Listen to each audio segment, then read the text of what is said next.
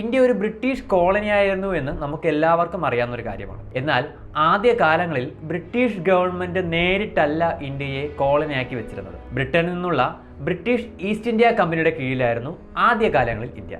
എന്നാൽ British East India company ഇന്ത്യയിലേക്ക് വരുന്നതിന് മുമ്പ് തന്നെ ഫ്രാൻസിൽ നിന്നും ഫ്രഞ്ച് ഈസ്റ്റ് ഇന്ത്യ കമ്പനി, ഡച്ചിൽ നിന്നും Dutch east India company, Portuguese രാജ്യങ്ങളിൽ നിന്നും മറ്റ് ട്രേഡിംഗ് കമ്പനികളെല്ലാം തന്നെ ഇന്ത്യയിൽ എത്തിയിട്ടുണ്ടായിരുന്നു.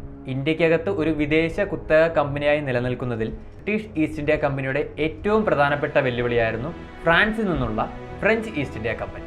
1757 പ്ലാസി യുദ്ധത്തിലെ വിജയത്തിന് ശേഷം ബ്രിട്ടീഷ് ഗവൺമെന്റ് ഇന്ത്യക്കകത്ത് ഭരണം ആരംഭിച്ചു. പല രാജാക്കന്മാരും ബ്രിട്ടീഷ് ഈസ്റ്റ് ഇന്ത്യ കമ്പനിയുടെ കീഴിൽ അവരുടെ അധികാരം പണയം വെച്ചെങ്കിലും ഇന്ത്യക്കകത്തുള്ള മറ്റു പല രാജാക്കന്മാരും വളരെ വലിയ രീതിയിലുള്ള എതിർപ്പും പ്രകടമാക്കിയിരുന്നു. ഉദാഹരണമായി മൈസൂർ രാജാവായ ഹൈദരലിയും മകൻ ടിപ്പു സുൽത്താനും ബ്രിട്ടീഷ് ഈസ്റ്റ് ഇന്ത്യ കമ്പനിയുമായി യാതൊരു സഖ്യത്തിനും തയ്യാറെടുത്തിരുന്നില്ല.